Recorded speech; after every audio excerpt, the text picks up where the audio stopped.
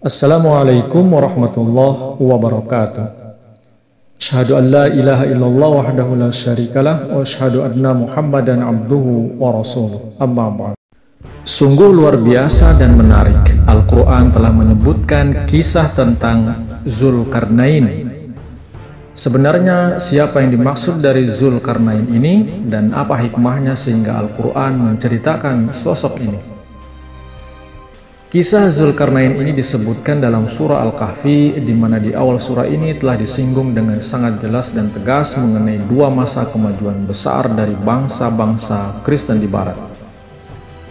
Sesudah menceritakan penindasan yang dialami Ashabul Kahfi atau penghuni-penghuni gua di masa permulaan dan kemajuan duniawi serta kesejahteraan yang dicapai oleh penerus-penerus mereka, yaitu bangsa-bangsa Kristen, maka telah dipaparkan secara terinci tentang Isra Nabi Musa alaihissalam yang melukiskan kebangkitan Rasulullah SAW.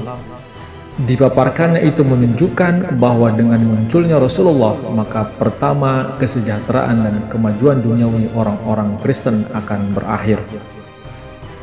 Kemudian mereka telah mencapai puncak kejayaan dan kebesaran duniawi mereka untuk kedua kalinya, lama sesudah kebangkitan Rasulullah SAW. Jadi siapa sebenarnya sosok dari Zulkarnain ini? Rupa-rupanya Zulkarnain ini adalah raja yang mendirikan kemaharajaan Media Persia yang dilukiskan sebagai dua tanduk domba jantan dalam mimpi Nabi Daniel alaihissalam yang termasyhur itu. Maka dikatakan oleh Nabi Daniel, maka kulihat domba jantan itu menanduk ke barat dan ke utara dan ke selatan, maka tiada seekor binatang dapat melawan dia dan seorang pun tidak dapat melepaskan dari kekuasaannya. Dan dibuatnya barang kehendaknya dan diadakannya perkara besar-besar. Sesuai sekali dengan bagian mimpi Daniel ini, Al-Quran menyebut tiga perjalanan Zulkarnain, itu dalam surah Al-Kahfi ayat 86, 90, dan 93. Kenyataan ini memberikan dukungan kuat kepada kesimpulan bahwa Zulkarnain merupakan julukan seorang raja dari Media dan Persia. Dari semua raja Media dan Persia, gambaran yang diberikan dalam Al-Quran sangat cocok sekali dengan Cyrus. Al-Quran telah menyebut 4 tanda yang jelas sekali mengenai Zulkarnain. Pertama, ia seorang raja yang sangat berkuasa dan seorang kepala pemerintahan yang baik hati dan adil. Surah Al-Kahfi ayat 84 dan 86. Yang kedua, ia seorang hamba Allah yang saleh dan telah mendapat anugerah wahyu ilahi. Surah Al-Kahfi ayat 91. Yang ketiga, ia bergerak maju ke barat dan banyak melakukan penaklukan-penaklukan hingga ia sampai ke suatu tempat ketika ia menyaksikan seolah-olah matahari sedang terbenam di sebuah kolam. Maksudnya laut hitam, yang airnya kehitam-hitaman warnanya.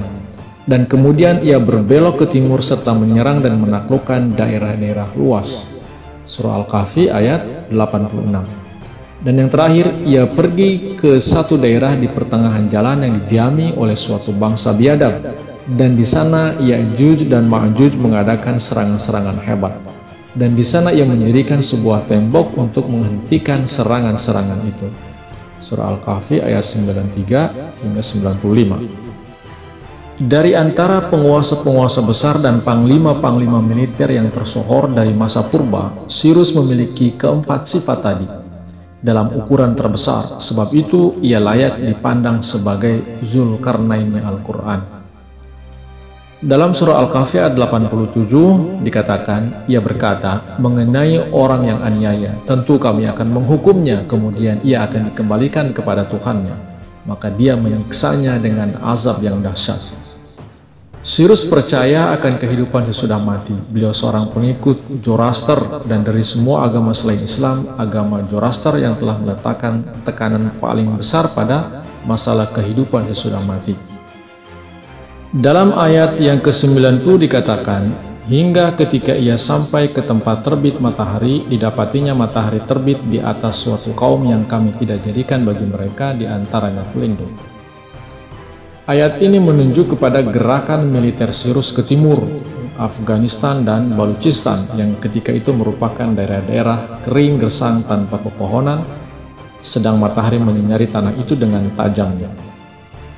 Kemudian dikatakan di ayat 93, hingga ketika ia sampai ke tempat di antara dua bukit, ia dapati di bawah keduanya suatu kaum yang hampir tidak mengerti sepatah kata pun.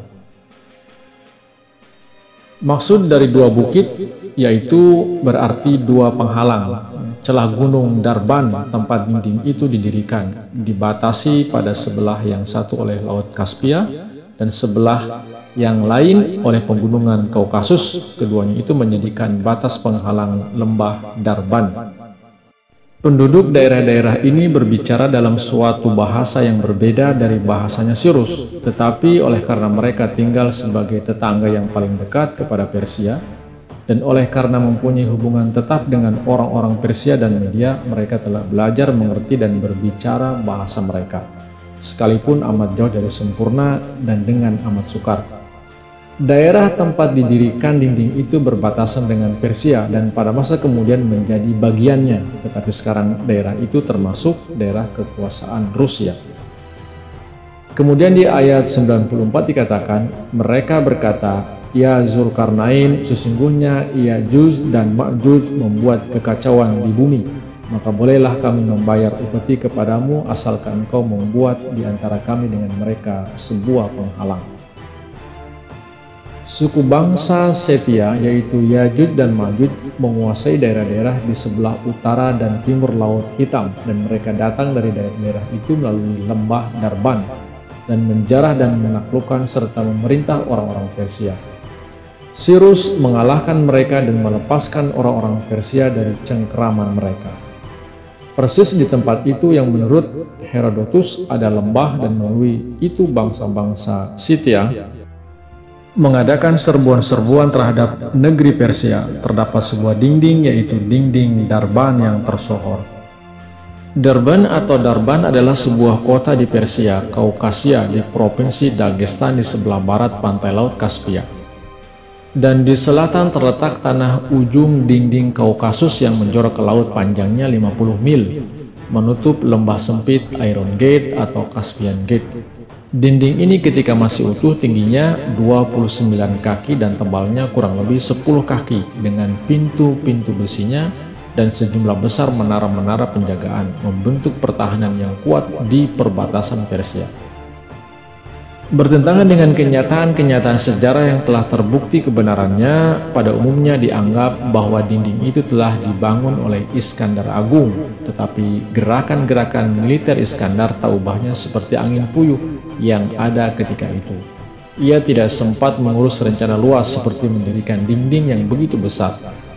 Demikian pula wafatnya dalam usia begitu muda tidak memberi kepadanya waktu yang cukup untuk menghadapi suatu rencana yang begitu besar. Di ayat 98 dikatakan, ia berkata, "Ini rahmat dari Tuhanku, tetapi apabila telah tiba janji Tuhanku, dia akan memecahkannya berkeping-keping, dan janji Tuhanku itu pasti benar." Sirus tentunya telah diberitahu melalui ilham bahwa pada suatu ketika di masa depan Ya'juj dan Ma'juj akan tersebar sekali lagi ke tenggara, dan tembok itu tidak akan mampu menahan atau menghentikan gerak maju mereka. Rupanya inilah arti dari kata-kata dia akan memecahkannya, bahwa Ya'juj dan Ma'juj akan menjulurkan tangan-tangan guritanya ke seluruh dunia. Secara kiasan, memecahkan dinding dapat pula menunjuk kepada merosotnya kekuatan politik Islam, terutama kekuatan bangsa Turki di Eropa. Dengan menjadi lemahnya Turki, maka jalan bangsa-bangsa Kristen di Eropa untuk menaklukkan daerah timur menjadi terbuka. Pada waktu menanjaknya Ya'juj dan Ma'juj ke tangga kekuasaan, bangsa-bangsa di seluruh dunia akan berhimpun, sehingga seluruh dunia akan menjadi seperti satu negara. Isyarat itu nampaknya ditujukan kepada zaman ini. Dalam Perang Dunia Pertama dan Kedua, seolah-olah mereka telah dilepaskan di dunia. Dan manusia gemetar bila menghayalkan kebinasaan yang dapat diakibatkan oleh Perang Dunia Ketiga, di mana Ya'juj adalah Rusia dan Ma'juj adalah bangsa-bangsa barat. Kini mereka sedang bersiap-siap untuk perang Armageddon. Dan pada akhirnya Allah Ta'ala akan mematahkan kekuatan-kekuatan yang tidak berjiwa agama yang dilepaskan oleh Ya'juj dan Ma'juj. Dan dan Allah Ta'ala akan membawa keselamatan bagi umat Islam dengan perantaraan Zulkarnain yang kedua, yaitu Imam Mahdi atau Al-Masih yang kedua. Wallahu a'lam bishawab. Terima kasih. Wassalamualaikum warahmatullahi wabarakatuh.